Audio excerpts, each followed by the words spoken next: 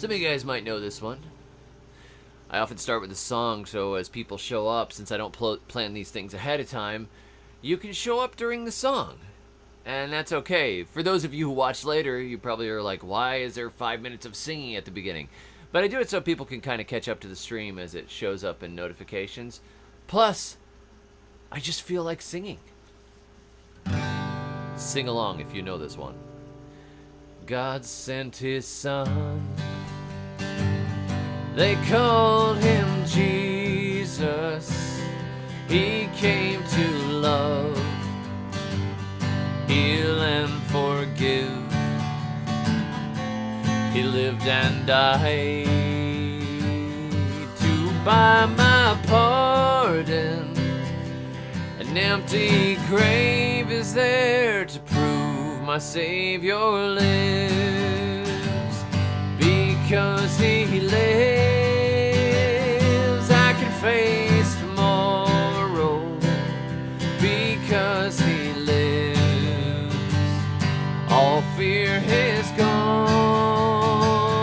Because I know he holds the future, and life is worth the living just because he lives. How sweet to hold a newborn baby and feel the pride and joy he gives. But greater still, the calm assurance this child can face uncertain days because he lives. Because he lives, I can face tomorrow.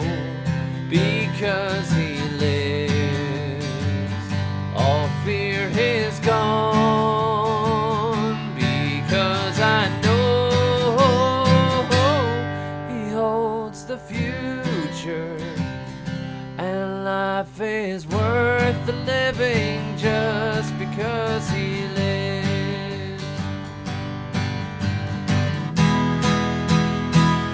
And then one day I'll cross the river, I'll fight life's final war with pain. And then as death gives way to victory, I'll see the lights of glory, and I'll know he lives. Because he lives, I can face tomorrow. Because he lives, all fear is gone. Because I know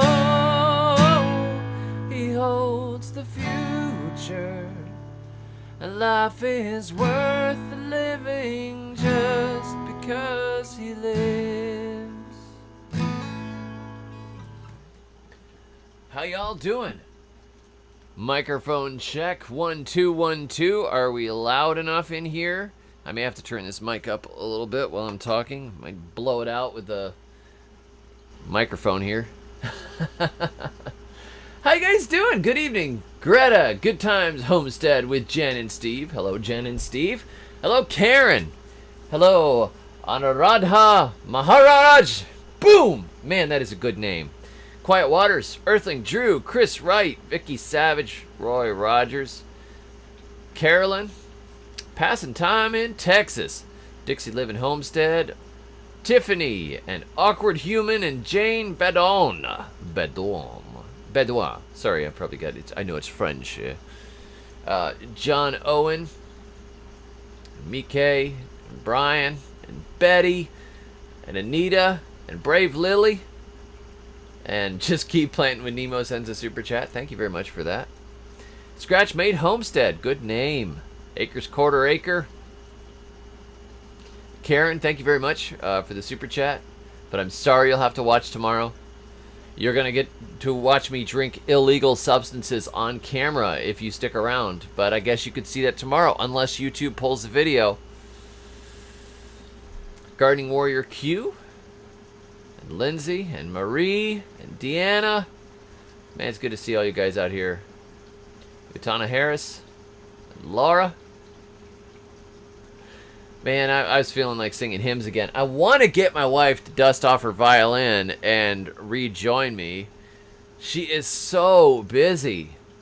I know I know a lot of you would love to see Rachel more often, and a lot of folks were like, man, she's so funny in that video. Why don't you do more videos with Rachel? It's like, well, she's often milking the cows, homeschooling, cooking, organizing more homeschooling. She is super, super busy. She is basically maintaining Western civilization and the future all by herself while I make gardening videos. So she is very busy. Plus, she has a nursing baby, which consumes more time as well. We have a baby who is 6 months old, and she loves to play the violin. I know that she's going to join me again because that playing the violin is in her blood. She absolutely loves it, and she loves to play the old hymns on the violin. And we do have some pretty good renditions of Radiohead songs. I can sing almost exactly like Tom York. And with this long ethereal violin in the background, it's fun. Plus, I want to get her playing violin on more of my songs, which will be fun. But she is a super busy woman, and I'm lucky to have her as my cinematographer because, I mean, she really has to set aside time to go and shoot. And sometimes that means we don't get dinner until 9 o'clock at night, or the kids' school gets delayed or whatever else. I mean, even when she's not directly cooking or doing things herself, she's often directing. You're going to cut those potatoes up and roast the potatoes. You go get the ground beef. So-and-so, would you clean the table? So-and-so, did you bring the goats in, or are they still tied in the yard? Are the coyotes going to get them? You know, you know, she's all over the place. So anyhow, that's what is going on. And, we have been very, very busy, but I've been trying to get you more videos lately and stay on top of that. But today I figured, you know, we have a lot of people that have been moving to Florida. A lot of people moved to Florida. A lot of people moved to Florida during the pandemic. A lot of people wanted to go to a place that was a little less restrictive, and so they went to Florida, my home state of Florida. And Florida is really full. People are still coming. So I get a lot of questions like, okay, I just bought a house. I'm used to gardening in Philly. How do I grow in this? Can I hire you to come down to my house and teach me how to grow? And usually I just have to say no, because I'm on a schedule too.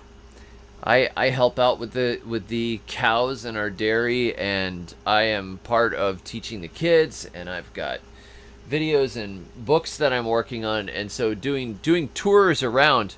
Oh, here's the other thing. We only own one vehicle.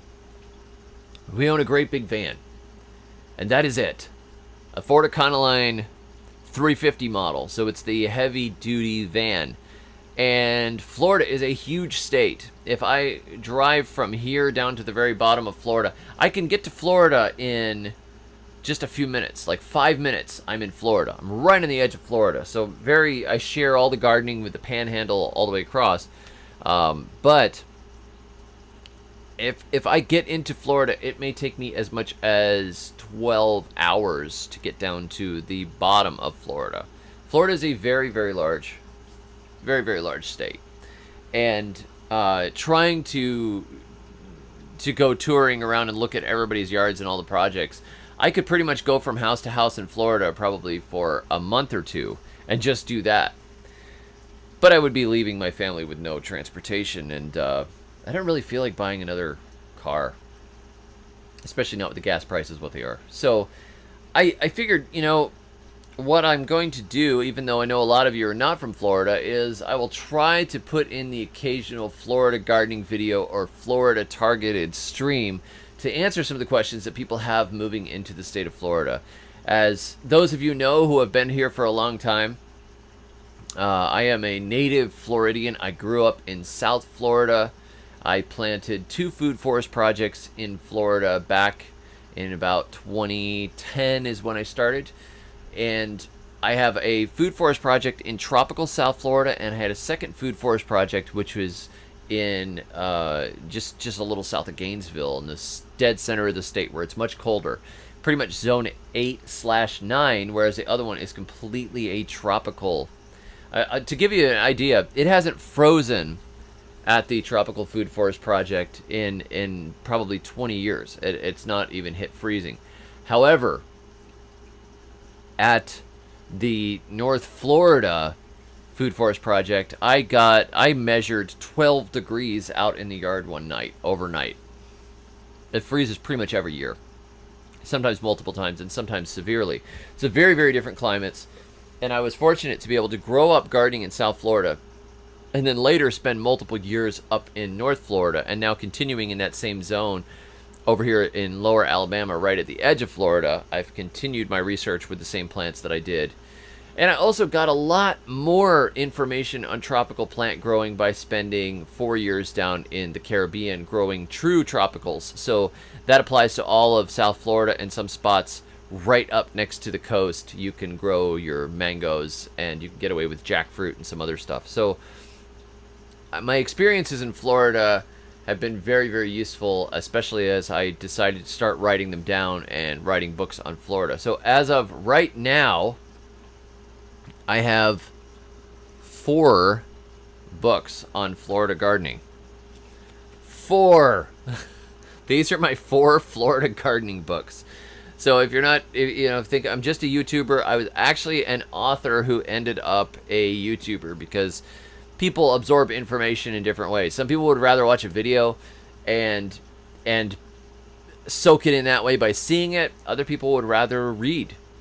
And I was somewhat prejudiced towards the reading side of the spectrum, and I was just writing and writing and writing. I was writing articles for different outlets. I wrote for Natural Awakenings magazine in the center of the state, and they circulated my articles all around multiple counties around from Gainesville down towards Orlando. And I wrote for Mother Earth News, and I wrote for Self-Reliance magazine and Countryside magazine, quite a few of them. So I was writing, and I had a blog, and I was writing on the blog all the time, and people kept saying, why don't you do YouTube videos? You should do more YouTube videos. People like YouTube videos. And I've realized that's where the future is. A lot of people would rather watch it and absorb it and kind of get the entire media experience other than reading. But I'll tell you what, if you read a book, there is a lot of value in that too, because you can skip around and you can absorb information in a different way, and you can look at illustrations of iguanas causing trouble, like this book is totally full of. This is the South Florida Gardening Survival Guide, which is illustrated by Tom Sensible. The guy is just hilarious. Very fortunate to get a good pro artist like Tom to work with me. So when you read, books are better for reference, Dan says. When you read, you absorb information in a different way, and I like to read a lot. So I like to read to go to sleep at night. Some people will listen to music or watch television. Usually I go to sleep by reading. So I'll have a book that I'm reading, and I'll read 2 or 3 chapters, and then when my eyes start to get cloudy, then I put it down and fall asleep. So I was a garden writer who ended up a YouTuber, and sometimes people that don't know me as well will say, I don't understand, you live in Alabama but you write Florida gardening books. It's because most of my serious experience was in Florida, and that's where my writing has really taken off. That's where if I go and I give a talk like I gave a few talks a few weeks ago, quite a few people show up. We have a great time. A lot of people show up because people have read my books and discovered how to grow in their backyard, and it's often a different audience than what is on YouTube. I've had people not realize that I write books, and then I've had other people not realize that I have a YouTube channel, which is kind of interesting. Like, I didn't realize you had a YouTube channel. It's so much fun to see what your gardens actually look like after reading about it in a book. So I think that the two really play into each other really well, and we can have more of a community here, because when I was just writing and throwing it off into the void, I would get emails and people would write me back. But we get a lot, like, I see the same names and the same people, and I've watched other people's videos of them experimenting with things that I've done and trying crops that I've done. And so there's this kind of community thing that's here on YouTube, which I really have come to enjoy as well. I used to be on Facebook, and I find YouTube to be way, way better. I will never go back to Facebook. It's abysmal. You need to sell sun hats, Roy says. That's funny. Another George says, I've been watching your videos when you only had 6 kids. That's funny. So I figured what I'd do is I'd crash through. If you are new to Florida, wait, here's where I drink the illegal substance.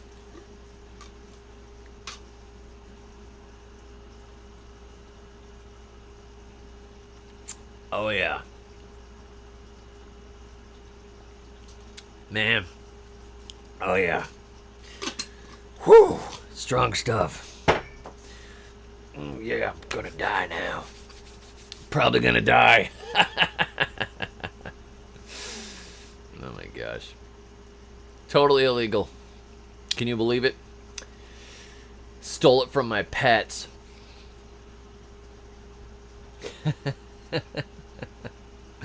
Okay, so Florida. Let's say actual content starts here. I've done the backup, right? Florida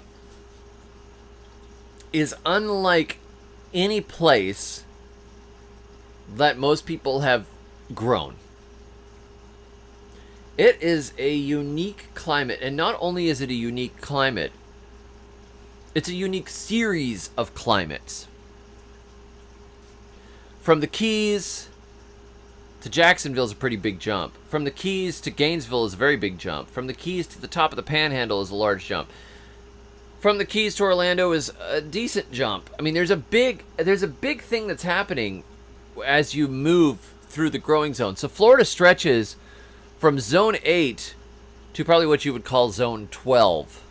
Like true tropics, right down in the Keys. And along the coastlines, you have a climate that is remarkably warm and moderate, but you can go 20 miles or 30 miles inland and get harsh freezes overnight.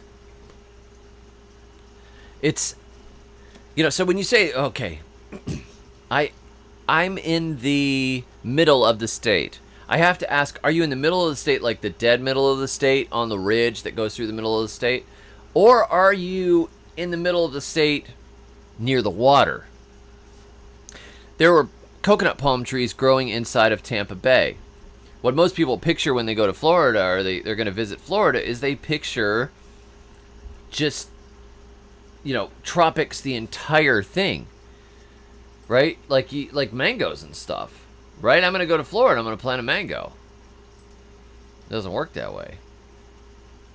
As a matter of fact, I tried growing mangoes in the middle of the state. I planted a lot of seedlings, and they'd freeze and come back and freeze and come back.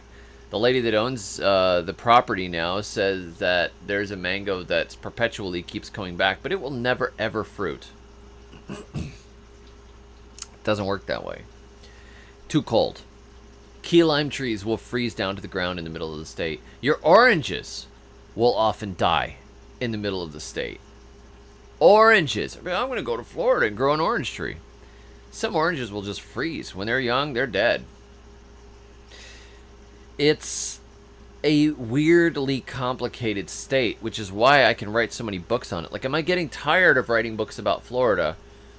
Not really, because each topic is a different topic. So this was the second Florida gardening book that I wrote, and it has been the most successful, probably the most successful book I've ever written, with maybe the exception of Compost Everything. I think they're neck and neck. Totally crazy easy Florida gardening. I did the graphic design myself and the layout myself, and I self-published it. before I had a publisher. And this book was really about the plants that thrive in Florida more than anything else. The secret to growing in Florida is growing the plants that thrive in Florida. If you can get this through your head, if you can look at your yard and say, what will grow here? What likes it? What likes it? Not what will survive. Not what will do okay if I put a lot of compost on it and I build raised beds and I get worm castings and I pump effort into it. But no, what will thrive in Florida? Because if you look at Florida, there is green everywhere. There's greenery everywhere, all over the state. All kinds of things are growing. Some places are greener than others. There are neighborhoods down in Miami and Fort Lauderdale that are just like tropical rainforest, because that's pretty much what it was before it all got paved over. You'll see these neighborhoods with these big trees covered in ferns, orchids hanging off of the trees, staghorn ferns in the yard, ivies, and massive fruit trees. And they're just everywhere, like mangoes falling on the ground in huge, huge buckets worth of mangoes. And then you go someplace, towards the middle of the state maybe, and you'll have kind of sandy scrubland with a lot of pines. And maybe some Asamina pygmea, which you may not know by that name. It's a dwarf pawpaw. Dwarf pawpaws, some little shiny blueberries, the little itty bitty ones that have an explosive flavor to them. Maybe even some prickly pears. It's you step over a rattlesnake, like in between the palmettos, that kind of territory. But there's still stuff that grows there, and there's still greenery. Florida's not a desert. Florida has all kinds of different climates and different soils through it even. It's mostly sand, but there are areas of deep muck soil. There are areas of hard lime rock. There are areas of clay. And there are areas of sandy loam. But it's not like gardening just about anywhere else. The climate, for instance.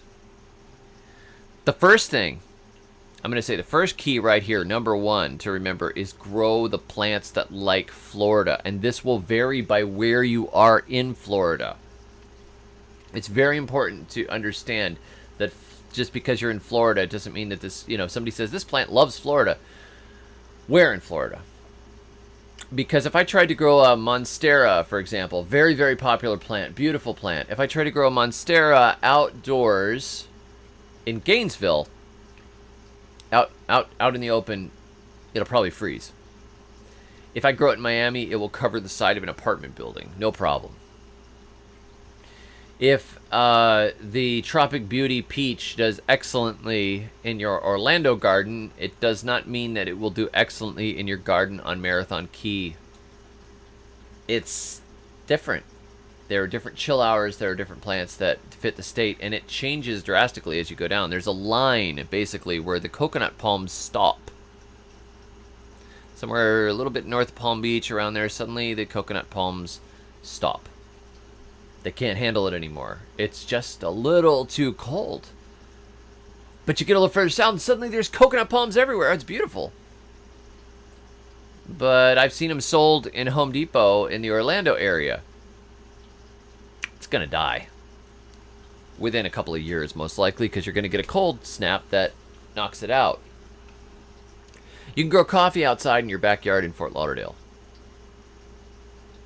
You can't grow coffee in your backyard outside in Gainesville unless you had a really remarkable microclimate, maybe between a couple of buildings or along a south-facing wall, or you're willing to do a lot of covering it and protecting it, or a greenhouse or something like that. So it's a very interesting state. And so remember, first, grow the things that like your yard. And that was what I based this book on first, primarily. The secret is finding the plants. So what I did was I found plants from all over the place, and I stuck them out. Similar climates to Florida. Anything with a similar climate to Florida, I would drop out there. And if anybody wants to drop, one of our moderators here, if you can drop a link to Totally Crazy Easy Florida Gardening into the chat, I'd appreciate it. Just link it on Amazon, or I also have this good book site. You can get most of my books off of Amazon, which is very nice. If you don't want to send Jeff Bezos to space, you selfish people. I'm going to drop that in there. Good Books. That's the Good Book store. That's direct from the printers. If you're learning the plants in your yard by throwing them at the space and figuring out what lives, you will learn it. But basically, I did that for multiple years until I figured out which plants could replace the plants that I had grown during a stint in Tennessee. I spent 6 years in Tennessee, and I grew typical gardens with great big tomatoes and beautiful potatoes and lots of greens and all kinds of good stuff, cabbages. Tried to do the same thing in Florida, coming back to the middle of the state, and was like, oh, that really doesn't like it here. Things have to change. So I started testing crops from all around the world and figuring out which ones took the least amount of work and made the most amount of food. So that's why I call it. The subtitle is The Secret to Growing Piles of Food in the Sunshine State, and it is to grow the plants that thrive in Florida. That's your number one thing. Now, secondarily,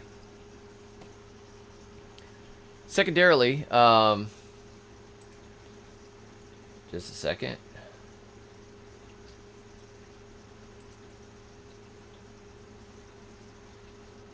Carolyn, you are now a moderator.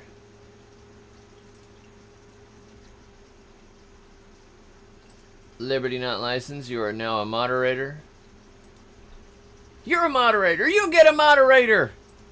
An Acres Quarter Acre, you are now a moderator. You guys have powers. Totally Crazy Easy Florida Gardening. You can also get it on the Good Books, direct from the printer. So that's what I did, and I wrote this little book, and people loved it. I wrote this book back in 2015 and put it out, and it has been one of the best-selling Florida gardening books on Amazon ever since, which just tickles me to death because it was... I read Florida gardening books and learned from them when I was a young gardener, and I got frustrated by, here's how you do it. You spray 7 dust, and you do this, and you do this, and you do this.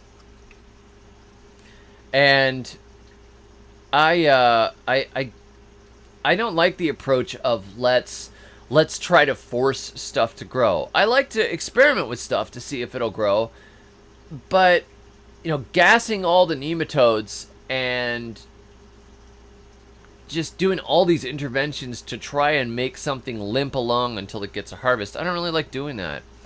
I'd rather find something that's happy where it is. It's like if you love what you do, you'll never work a day in your life. You've heard that, right? It's the same way for plants. If you love where you're growing, you won't struggle.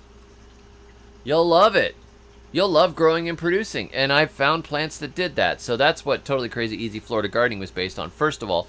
And second of all, on learning the timing for Florida and the methods that actually work. Like, how do you deal with the sand? When do you plant? Some of these things are important, and if you plant even the right plant at the wrong time, it doesn't work. So that's where Totally Crazy Easy Florida Gardening came from. But then when the pandemic came around, and people started asking me questions about how can I grow a lot of food? What would you do right now? It's the first time I'm putting in a garden in Florida. So I built off of the idea of first starting with the plants that grow well, and then I worked on high-end food production. Like, how would you turn your yard into a food production, just a factory of food, but healthy and organic, not like factory food. And so that's where Florida Survival Gardening came in. Florida Survival Gardening was the name of a blog I used to write, which later became The Survival Gardener. And this is the complete guide to survival food gardening in the Sunshine State. This is, okay, you've got the basics of Florida. You've got some idea of the basics. Now let's take your yard and make it really serious. Which crops are going to produce the most calories for you? Which crops are going to have the highest levels of nutrition? How could you pack them together into your yard? And what was really cool was I was able to hire a landscape architect to do some drawings for me. We did 2 different plans. We did a plan for a larger place in North Florida and a plan for a smaller urban yard in South Florida. So this covers the entire state. Totally Crazy Easy Florida Gardening covers the entire state, but it's a little more targeted towards North Florida. This one was the entire state, north and south, using what I'd grown and built on. And I do cover some of my favorite crops as well, and we illustrated it. I have a lot of illustrations in here that I drew.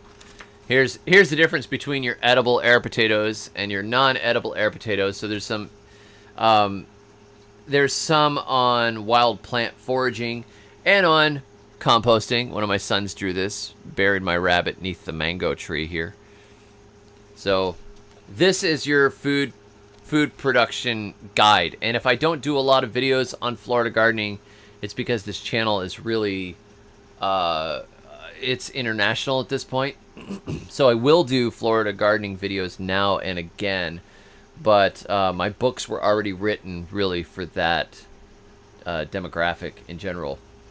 So at the same time during the pandemic, somebody asked me would I write a guide just for South Florida, and South Florida has a super unique climate. So that's where the South Florida Gardening Survival Guide came from. That's this one. If you guys can drop links to these books, you just go on Amazon and pull them. If you don't mind, any of you moderators, I would appreciate it. So people can find them. This is the one that is illustrated by Tom Sensible and is hilarious. But this is your crash course to gardening in South Florida and how you can really turn your backyard into pretty much a Garden of Eden. That's the idea. So I cover trees and some on saving water and planning out how you would do it and which plants do really well. And it's much more targeted at, guess what? You can tap into the entire tropics and it's awesome. And here's how you beat the iguanas as best as possible. I actually interviewed an iguana hunter, a professional iguana hunter for the book, and put the interview in it, which is pretty funny. So yeah, Dan, we've actually fixed some errors on it already. So anytime you do find errors, just feel free to email me because I run the publishing house. This is my email. So if you find an error, feel free to email it to me. There are always errors in books. Even though I had at least 3 proofreaders on it. I'm reading a book right now that has the most random commas. And it's a published book by a pro, and I'm like, well, at least I didn't have this many commas. It happens. So anyhow, yeah, if you find an error, you can always email it to me, and we can, if it's serious, like if it's just a missed word or something, I don't really care about it. But if there's a serious error where somebody's going to get killed, let me know. And then going back in time, the very first book I wrote on Florida gardening was called Create Your Own Florida Food Forest. And it was a tiny little booklet on food forests. And that got expanded. Over the last 2 years, I worked on this massive project. This is the new version of Create Your Own Florida Food Forest, which is way fatter. The original one was just a little weenie booklet. This one is gigantic. It has 200 illustrations. 200 illustrations in it from over 50 artists. There's some great illustrations in here. That's a gopher tortoise knocking on the back door. Some of these are just gorgeous. It's basically a gallery because I just took volunteer artists. A lot of you from this channel put art in here. And incidentally, if you are one of my artists, we are mailing out the copies. We finally got an error in this fixed, and we are mailing out copies starting... Well, it'll probably start on next week because we're at the end of this week, but I'm working on it this weekend. To all of our artists, your copies are coming. Check this out, Prickly Pear. This book does not have an index in it. So if that's a deal breaker for you, it has no index because I don't read indexes. Some people are really, really concerned about indexes. There's no index. There's not an index in any one of my books. You just have to read it all the way through to find out what you want. Zero index. These are index-free books. Check this out. These 2 illustrations. This one here is by Tom Sensible. This is by Kate Dollamore. Both of them are Florida artists that do beautiful work. I had fun finding artists. People started writing me. I was like, oh my goodness, there's so much talent out there. Oh, check this one out. Coccinea grandis. That is a perennial cucumber. I love this illustration. So cool. So anyhow, that's the new Create Your Own Florida Food Forest. But this one is not just a Florida gardening book. So I'm trying to explain it all. This is all getting explained. This book is for turning your yard into an edible forest of food. This is like the plant lovers, we are going to recreate Eden book. So it's got a huge list of plant species in it and profiles on the different species and the layers of a food forest and the design of a food forest and how you could put it together and what you can expect from year to year based on the food forest systems that we created.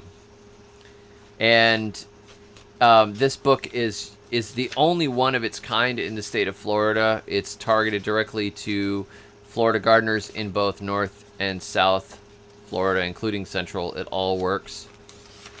So I've got the system. Why a food forest? Chapter 1, the layers of a food forest. Where will my kids play? Building your foundation. Overplant or go home. Fruit trees. Growing your own plants from almost scratch. Food forests in small spaces. Wildlife and food forest systems. Figuring out what grows in your yard. Starting with existing forest and the progression of a food forest, which is like how things develop over time, which is cool. And then when you get to the species, I listed the plants under the species as the plant species that work in the canopy, and then there's a chapter on the subcanopy, a chapter on palms, a chapter on shrubs, a chapter on vines, a chapter on herbaceous plants and ground covers, and a chapter on nitrogen fixers and support species. And each one of these plants gets its own profile. Like here's the subcanopy trees and how they're laid out. Elderberry right here. So that's your subcanopy, and then you go on and you get into it. Subcanopy goes a long while. There's a lot of plants that fit into it. Pawpaws, pomegranates, plums, purple mombin, soap nut, soursop, sugar apple, starfruit, sumac, wax apple, yaupon holly, all kinds of stuff. And then you get into your palms. Now, unfortunately, there are not a ton of useful palms for Florida. I would have loved to have a big chapter on it, but as I was researching, it's like you have to get into the super tropics to grow some of them. But then the shrub layer is just loaded with stuff. Cassava and berries and chaya and cocoa plum and coffee and cranberry hibiscus and gummy berry and grape mahonia and katuk and miracle fruit. It's awesome. So anyhow, this book took me a long time to do, and it probably is not the final edition, but this is the massively expanded and revised second edition. It went from a booklet that was very short, just a few little short chapters and some inspiration, to a massive book, 330 pages, 200 illustrations, over 50 artists. So that's a big one. Yeah, Florida Food Forest, Florida girl. Thank you. So anyhow, that's the overview. I thought, you know what, I haven't really done a stream where I kind of explain what I was doing for Florida and why I did it. And Florida gardening is really where my peak skill set is, other than perhaps in, you know, experimentation and composting and weird crops and remembering Latin names. I'm pretty good at that. And I'm pretty good at like shooting video through weird vintage lenses. But Florida gardening is something I'm really good at and understand intuitively after having killed lots and lots of plants. So yeah, Bro Rebel Bear, you are live. Florida Free Living says, how did cassava do up in your area? I planted 5 varieties of cassava last year, and 3 of them failed to produce usable roots. 1 of them produced usable roots, but they were small, and 1 variety produced great big roots, like you would see in the tropics. So pretty much all that growth happened from April to November, I guess. And that's when the cold starts to come in and they stop growing. So that's a short season for cassava. So that 1 variety, I propagated more of, and we replanted. And I'm gonna be harvesting about 5 or 6 different varieties of cassava this year that I added on top of that one, plus a few that did not produce last year, just in case it was a seasonal fluke. So I think I have 10 varieties of cassava growing out in the garden right now. So it's a test. Cassava is generally not suited to this area, but I'm stubborn and I wanted to figure out which ones would work. And the best way to do that is to just throw stuff at the ground. Just like I did for Totally Crazy Easy Florida Gardening. Just plant a bunch of stuff and see which take off and which ones work. And if they don't work, well, you're out a few cuttings. You know, I spent probably $50 to $100 on cassava cuttings, and then I had some people send me some. And so between that, I'm not out that much, right? So I harvested a few plants worth of cassava. I probably harvested $20 worth of cassava last year because a lot of them didn't grow. I have a little bit of time into it, but once you get your varieties set, that $50 to $100 doesn't seem like much. You've just invested into an experiment which now has yielded you a new crop which you know will work in your yard. So I have no problem buying 5 or 6 or 10 different things and giving them a try, because it's like going to school. You know, you could spend that much going to a steakhouse with a friend or two, and that's eating once. But once I have a variety and know that it works, you know, that's why you get better at it. And it's kind of fun to figure out, oh, did that work or didn't work? And sometimes it doesn't work at all. But sometimes you get something really cool. Beverly B says, are the Musa Bastiu banana trees bananas non-edible? Anyone have experience? I don't have experience with trying to eat them, but I've heard that they are very small and seedy and not worth eating. However, I have planted Musa Bastiu on purpose because I want them for biomass. Lisa says Pindo palms are great. Yes, they are in the book. They are great. I made some of the best. I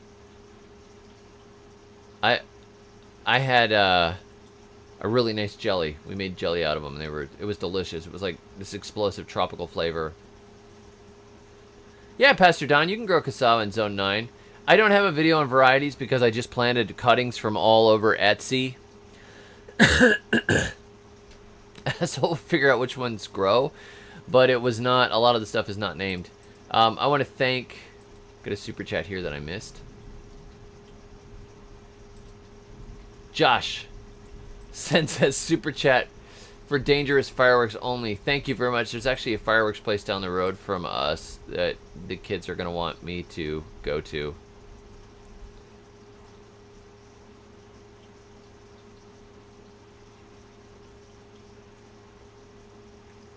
Yeah, crypto's not doing very well right now.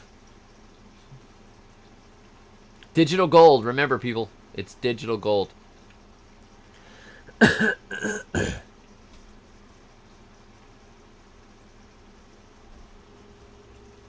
have a cough today. I'm probably gonna die, because you know that if you get a cough now, you're probably gonna die.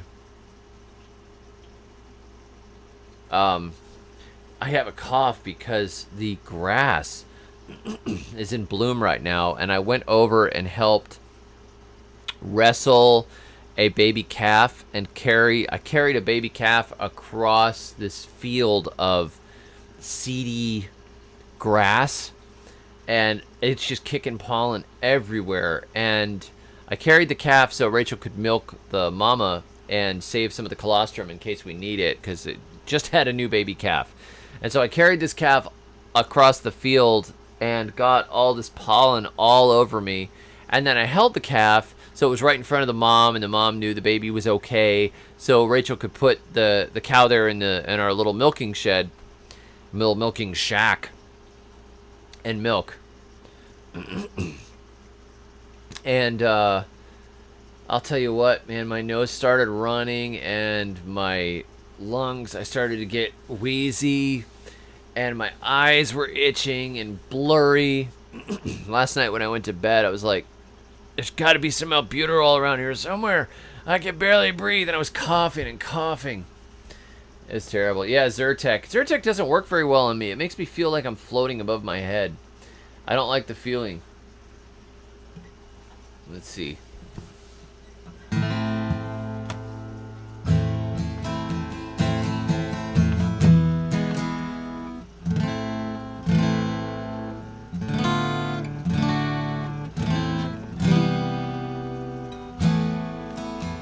There we go. That sounds like Zyrtec.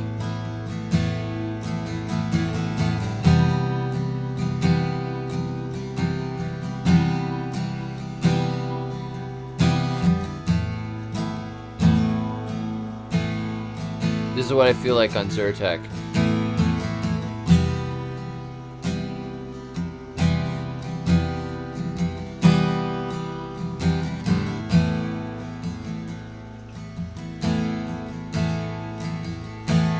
There's nothing out there.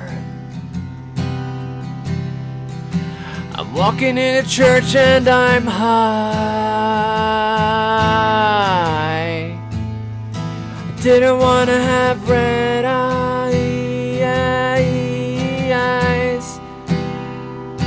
so I'm floating.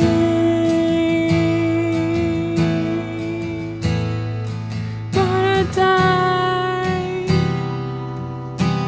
die inside. I will die inside. Yeah. Oh my goodness, that's ridiculous. That's terrible. But that grass, I think if we get pasture of our own, which I'm working on, I'd like to buy a homestead. Working on buying a homestead right now. Lord willing, we will buy a homestead of our own. But I think I'm gonna have to mow it or else mob graze the cows through it, because that grass pollen just kills me. Just gotta go through and cut the seed heads off, I think. Woo!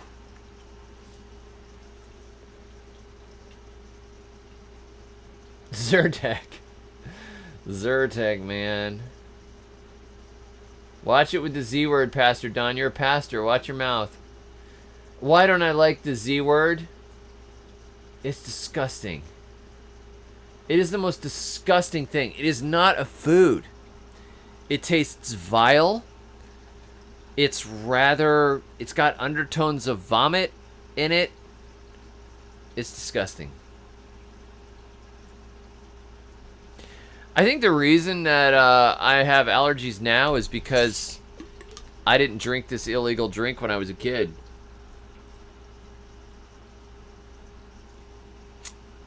Yeah.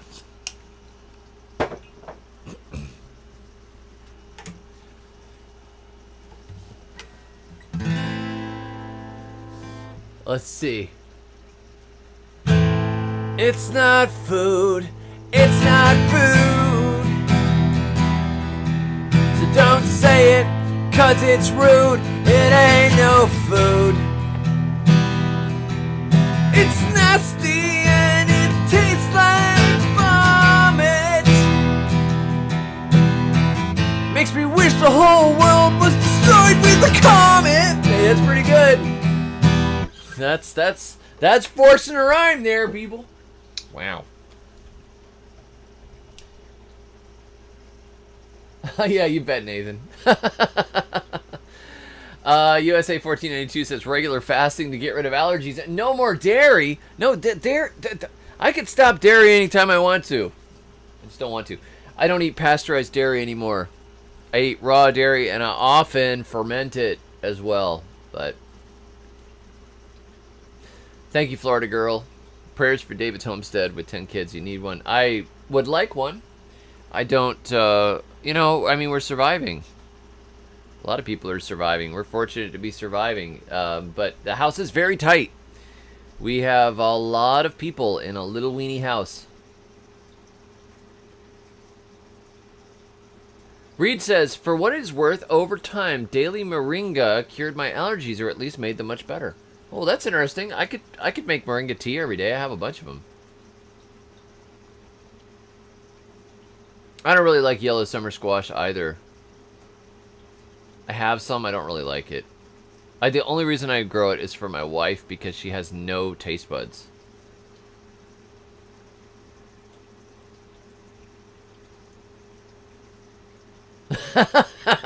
Deepwater Music says, standing on your head while someone pours wasabi up your nose will cure your allergies.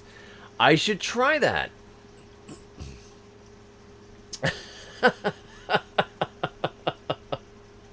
I have such allergies.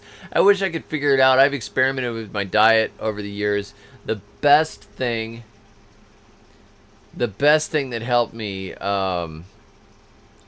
was moving to the Caribbean. I had almost no allergies down there. There was not a pollen season. And my allergies became much less. When I moved back to the States, I could eat some stuff that I couldn't eat before. Most of the tropical fruits I am not allergic to, but I am allergic to a lot of temperate fruits. There are many, many fruits I can't grow, I can't eat. I can only look at them. I can cook them and eat them, but if I eat them raw, I get ill. And if I eat like peas or green beans that aren't thoroughly cooked, my ears start to itch, my throat starts to close up. I have a lot of allergies. And I've tried experimenting. I've eaten kelp meal and taken iodine. I have taken vitamin I. I don't think you're supposed to say what it is, but for parasites, just in case. And I shifted from a high grain, high carbohydrate, normal diet to much more meat and vegetables. I ate a lot of fruit that I could eat, like the ones I could eat.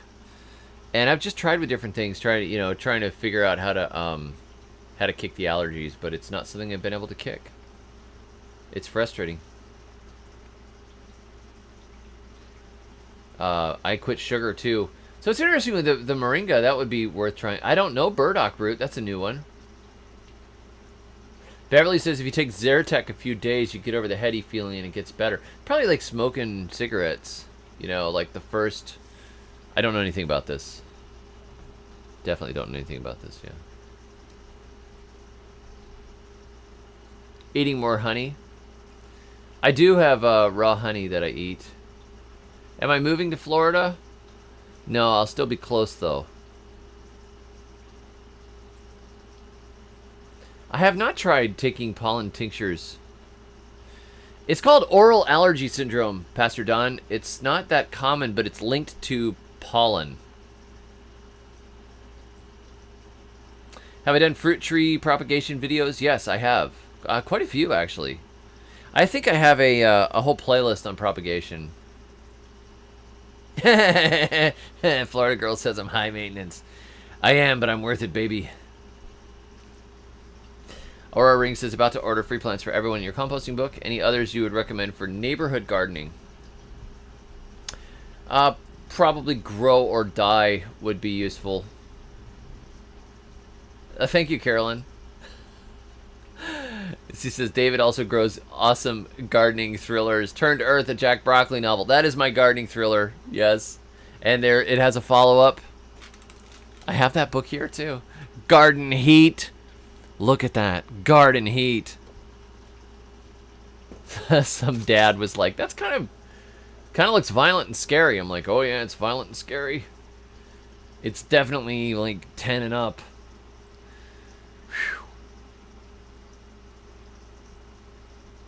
Bar Rebel Bear says it's actually linked to an emotional trauma you experienced. Well, that could be. That would be interesting.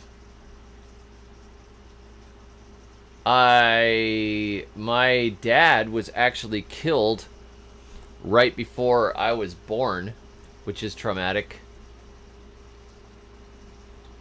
So I didn't actually ever meet my biological dad, and that is something that some people have said, you could basically have like in utero PTSD because your dad was murdered while your mom was pregnant with you, which is like crazy.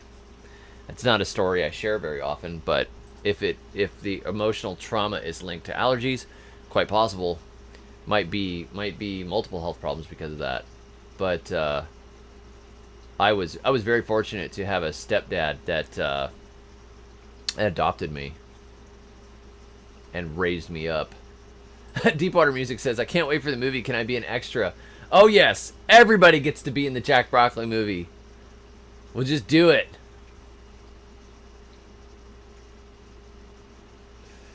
The way of base 2534, unless it's the way of Bass. Says, I would love to guerrilla garden. Look at all the highways with no plants. I know what you mean. But there's all these highways, and what happens with the highways is that they get mowed regularly. So a lot of times if you try to grow in spaces that are unused, it just gets mowed over at some point. Like I planted cassava in a abandoned yard at one point. And it got mowed later. So it was a foreclosure house that just sat forever and ever. It's like, well, you could try. You could try, but it's probably going to get killed. Heck, I mean, I've planted trees at rentals and at houses that I owned and then sold later. And people have just ripped the fruit trees out later and planted grass. Obnoxious. I think probably the best way to guerrilla garden would be to borrow a space for a short period of time that was empty. Like to try and get fruit trees and stuff to work in a guerrilla garden situation may be a little more difficult because eventually somebody's going to cut it down. But if you grew maybe sunflowers or corn or cassava or yams or something like that you could harvest within a year, Reflexology, I don't know that one. That's new. Grass is lame. Thank you, Florida Girl. I appreciate that. I enjoy having kids. And I'm very glad that I can be around for my kids, Reed says, I'm so glad you're getting a homestead. People won't mow your cassava. That's right. I planted a bunch of flowers when I was in Smyrna, Tennessee. I planted a bunch of daffodils and tulips all around the edge of my little yard in Smyrna, Tennessee. And when they started growing and blooming, the whole front of the yard was just covered in blooms. They cited me and said I had to mow unsightly grass and or weeds. It was tulips and daffodils. It was gorgeous. Yeah, there was grass mixed into it, but it was like a meadow of flowers. And they're like, we're going to fine you every day that you don't mow this. These people are such idiots. I like grass now that I have animals to eat the grass. So if I could turn the grass into milk and cheese and meat and eggs, it's all grass right here. That's the good stuff.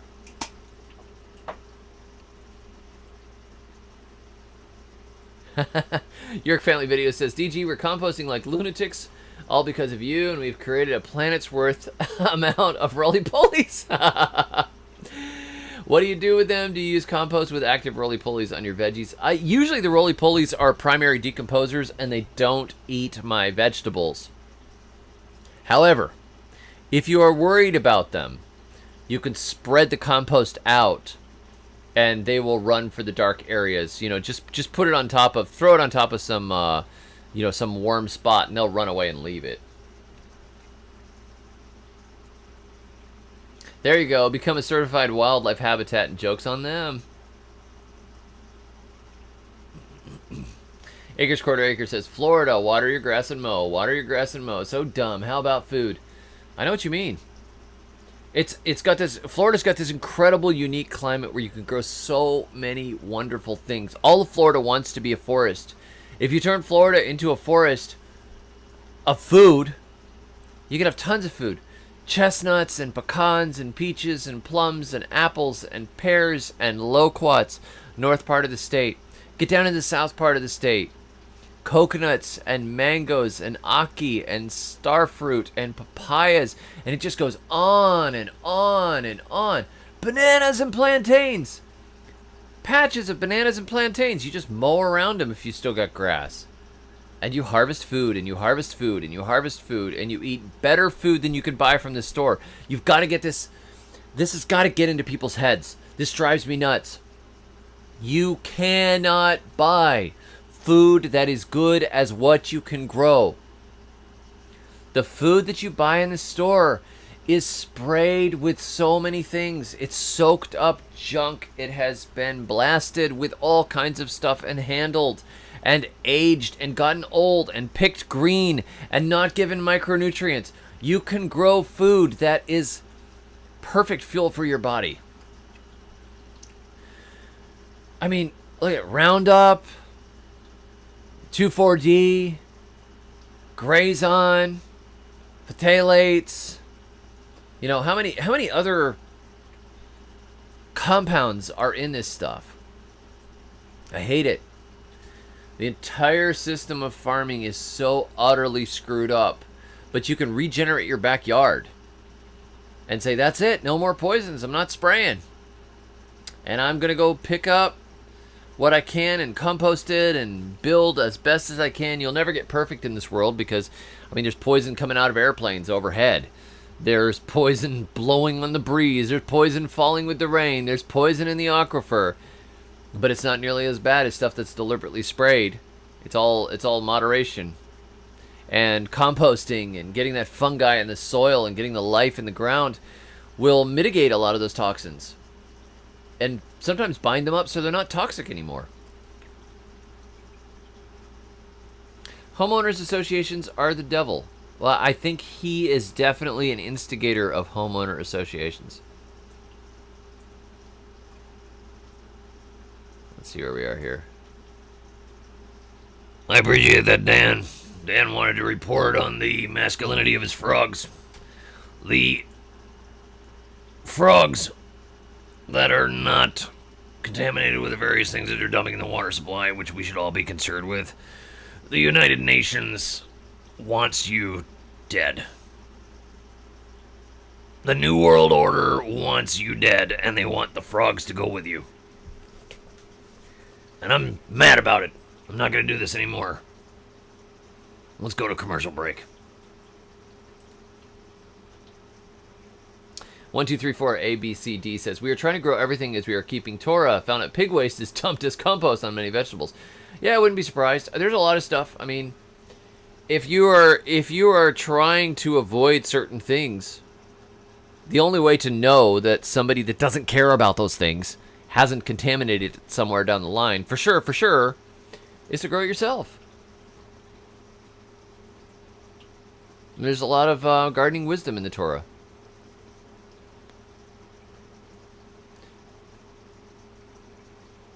I think your plums may need micronutrients. The Way of Base says, your lawn is just a nitrogen sponge to make compost and swamp. Yeah, that's right.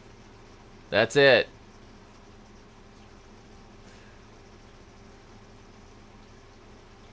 Just keep planning with Nemo says, where do you guys think will be the best state to live in 20 years? Florida just has too many people moving here. Definitely not Alabama. It's all full of rednecks. Horrible.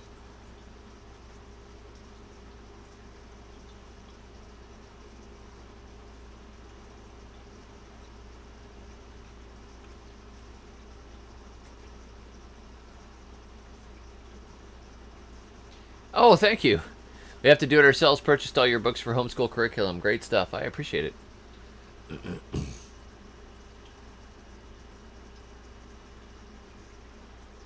Idaho, Wyoming, Alaska are Scott's choices. Yeah. D. Commies says, I can't find land. I understand. We've been searching for quite a while ourselves. My books are on Amazon if you look for David the Good, and they are also direct from the printer at Good Books.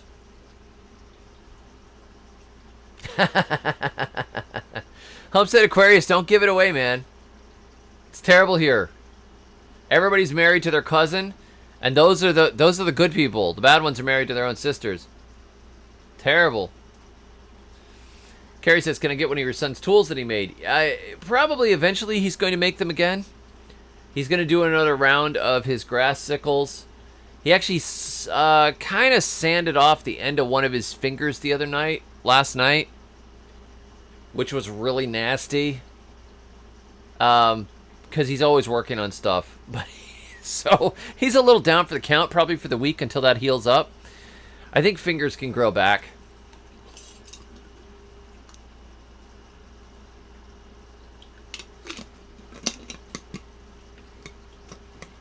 It looked really nasty. It was so gross looking that, I mean, it bothered me, and it was nasty.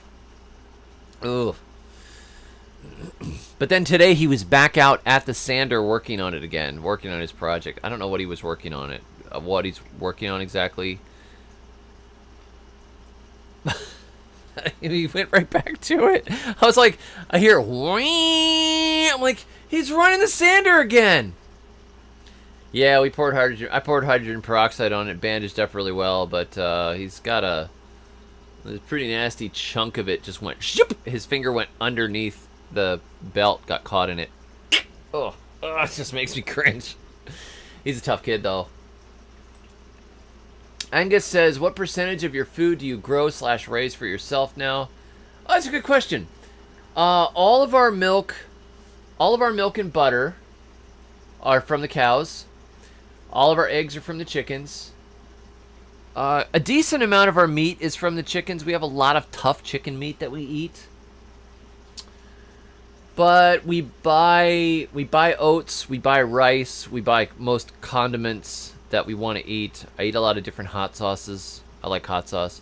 We buy a lot of our spices. We could get them in bulk pretty inexpensively. We buy our own coffee. We grow our own potatoes. We have a lot of potatoes coming in from the garden. We don't buy any berries. We get our fresh greens are all from the garden. So it's probably, man, it's hard to say by mass. It's a good question.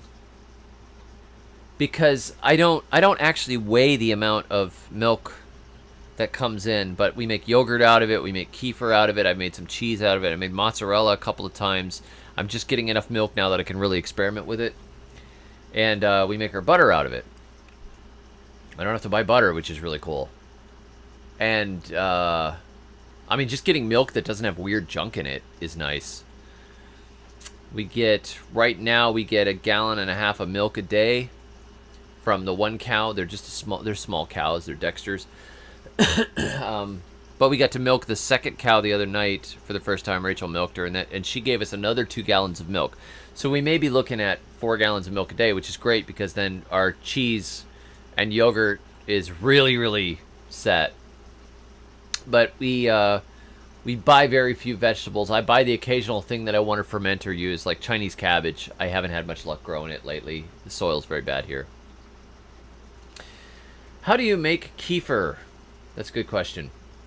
Kefir just comes from these little kefir grains. You go buy kefir grains on Etsy. And you take the grains and you put the grains into milk. You just pour milk over them and you let it sit on the counter for 24 hours or a little longer. And then you strain out the grains and you put them in a new one. They're little bacterial colonies, like little fatty, chewy bacterial colonies. They're really awesome. They've got a whole bunch of different beneficial bacteria in them. And it makes this fizzy, tart yogurt drink that is so good. Very, very good for your system. I would love to try your hot sauce, Pastor Don. I have a batch too. I can mail some back to you. I like to make hot sauce. Betty says, I just harvested curry leaves, dry, but not sure how to use them yet. A gifted tree. They're very good in soups and stews. Hey, Ultimate Gardening. Nice to see you. The Way of Base says, make yourself a good smoker. I actually have a smoker, but when I smoked the chickens, they came out really tough. And they were already really tough. Well, thank you, Reed. I appreciate it. Reed says, I bought 3 copies of Florida Survival Gardening just now to give to my neighbors. I appreciate it.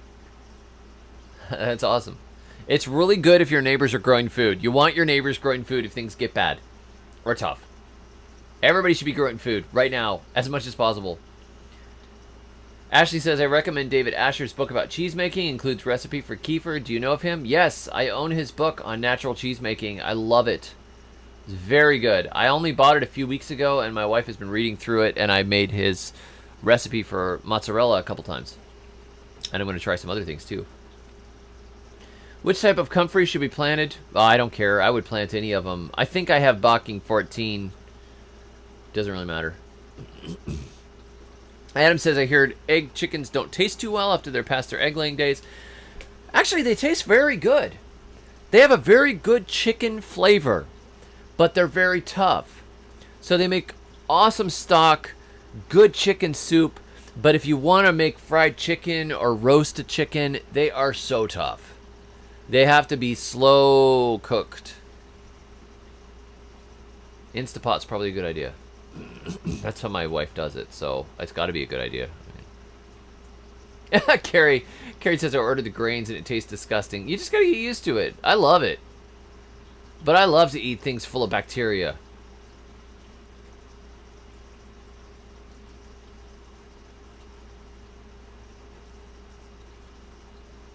I'm glad you have awesome neighbors, Reed. That's fantastic.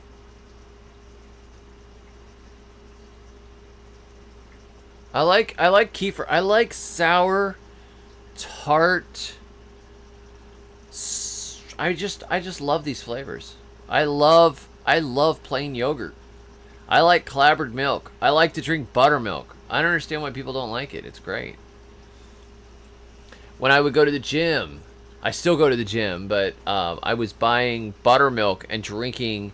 I would drink like a quart of buttermilk after I worked out. You know, boost, man. Buttermilk boost. That's my trick, dude. That's how you like mass up. Yeah. But I don't know. Some people don't like it. But I stopped buying that buttermilk because I realized it had mono and diglycerides in it. And I don't want mono and diglycerides. I just want buttermilk. So now I'll drink raw milk. Sometimes I put a few raw eggs in it.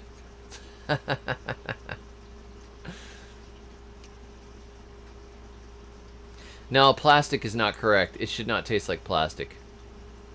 That's weird. So. Well, I can make my own buttermilk. I actually have, but it's not cultured buttermilk. It's just the milk it's like the thin water that comes off after Rachel makes butter. It's good. Yeah, make butter and drink the milk. It's not the same as cultured buttermilk, though. It's a little different. But there's not a lot of it left after we make it, so I'm going to play a song for you guys.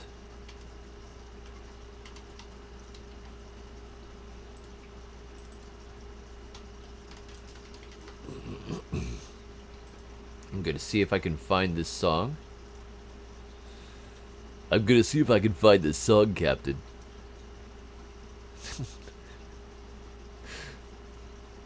Where is it? I thought I had a song. Where is it? I can't find my own lyrics.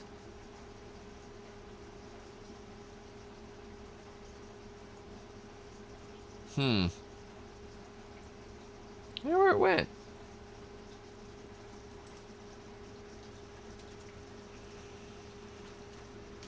I'm trying to find it. I don't see it.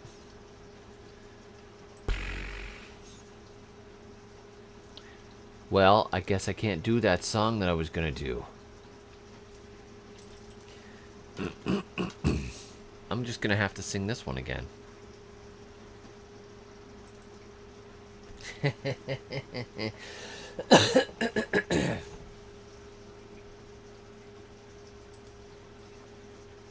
Here we go.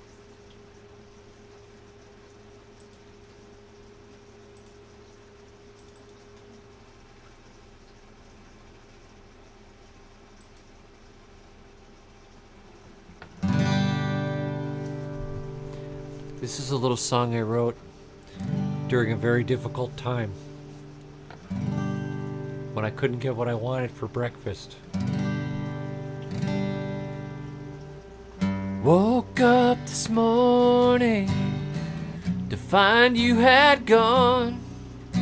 My keys were off the hook, cold eggs in the pan. 10 years we've been struggling, 10 years so far apart. 10 years on that Toyota, can't believe you stole my car.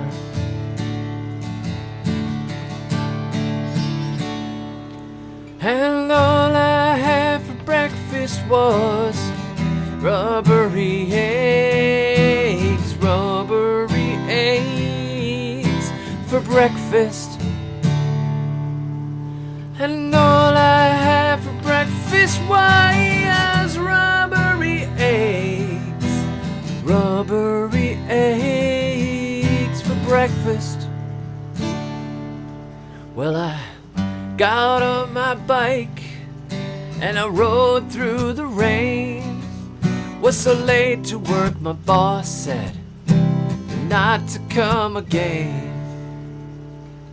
Riding home, I kept thinking about the love we shared and your long brown hair and how you jacked my car.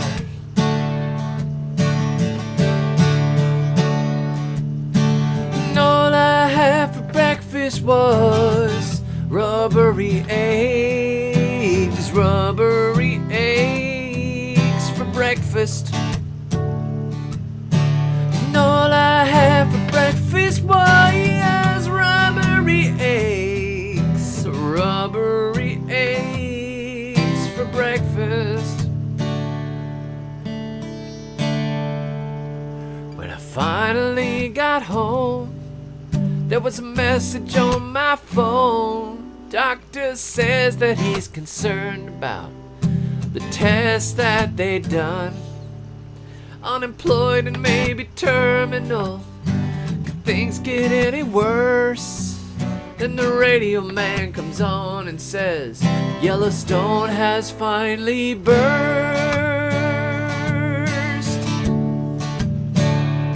And all I had for breakfast was rubbery eggs. I gotta turn this down a little bit. I can see I'm blowing it out. Rubbery eggs for breakfast. And all I had for breakfast was rubbery eggs for breakfast.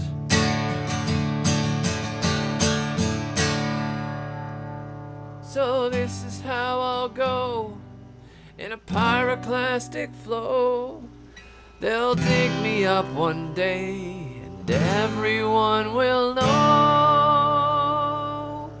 that all he had for breakfast was, all he had for breakfast was, all he had for breakfast was rubbery eggs. All he had for breakfast was, all he had for breakfast was, all he had for breakfast was rubbery eggs. I hope you're roasting inside my car. I hope you're roasting inside my car.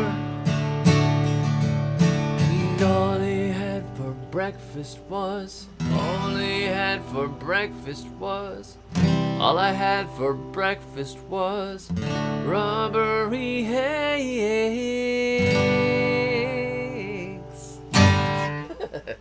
I've got to record that at some point. I gotta like actually sit down and record it with instruments and stuff. Yeah, we'll get there. Hey, man.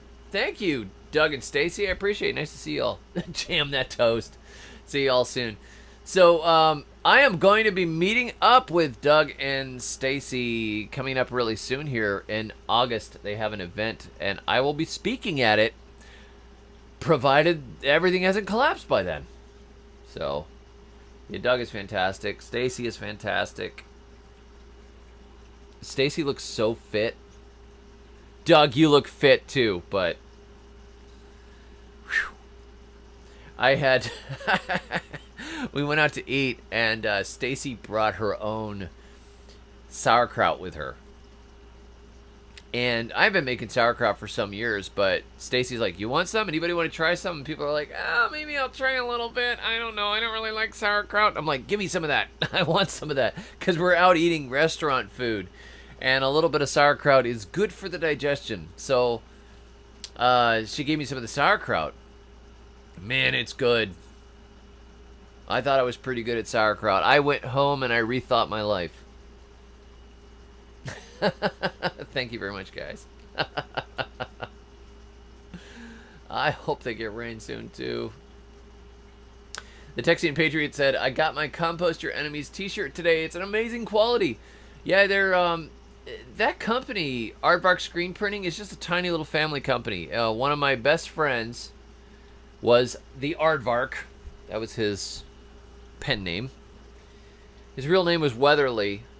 And we were very close. He died unexpectedly earlier this year, and his wife and sons are still running the business. And he did things right, like real screen printing equipment, high quality shirts and everything. And he was the one who said, I want to print a Compost Your Enemies t-shirt for you, and I'll give you some of the money. And I was like, that's awesome. And it ended up being a really good selling design for him. He actually liked it so much that when he would go out and do events and stuff, they would bring it along and show the t-shirt at their t-shirt booth, which I thought was really cool. Even people that are like, I have no idea who David the Good is, liked the Compost Your Enemies shirt. So I'm really glad you liked it. I like to, if I can, work with the small businesses instead of just, you know, I don't know. I mean, like, I'm stuck working with Google and Amazon and all the big guys and stuff, and that's the way it is, and they provide a lot of services, but it's really nice to work with a company where I know the people and I'm friends with the people, and you know exactly how things are and you're friends. It's a long wait to try and talk to support at Amazon or that kind of thing. You know, it's hard.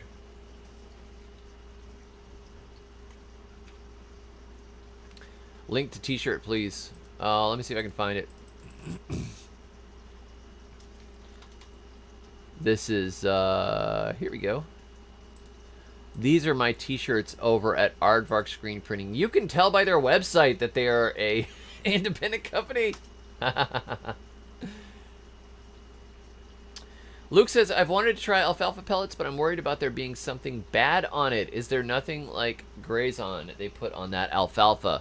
Not that I know of. However, commercially grown, everything probably has something in it. I don't know what they might terminate the crops with. However, I have not had alfalfa kill my gardens like Grazon. Grazon selects out everything that's not a grass, pretty much kills all the broadleaf stuff, and it's horrible. Horrible stuff. The alfalfa pellets haven't caused that trouble. Searching for Truth says how to garden during this drought. It's the sort of thing you needed to plan for ahead of time often. You have to carry water now. Another thing you can do is cut down every other plant so there's less soil moisture being shared between the plants. So you at least get something. I don't know if they ship to Canada. Good question.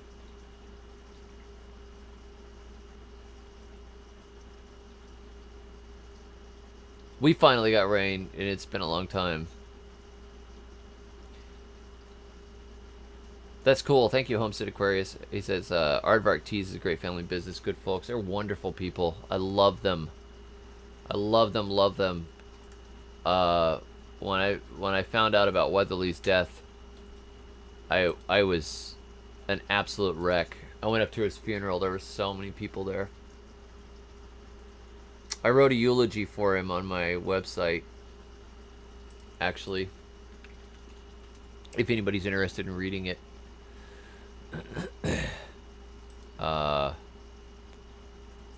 Man, I love that guy. I don't have a lot of very, very close friends. A lot of times my friends are my family, like my brother, my sisters, you know. But, man, he was quite a guy. I'm going to drop it here. This is in memory of Weatherly, if you want to read about the man who invented this shirt. He had such a hilarious sense of humor. Compost Your Enemies t-shirts are probably illegal in Canada. That's right. Eh? Oh, good work, Seminole Pumpkins. My Seminole Pumpkins are not doing great this year, but I'm going to let you guys go. It's getting late. Thank you, Eleonora. Says, I just purchased 2 books. Nathan says, I'd probably get fired for wearing a Compost Your Enemy shirt to work. I think I'll order one next week. Great idea.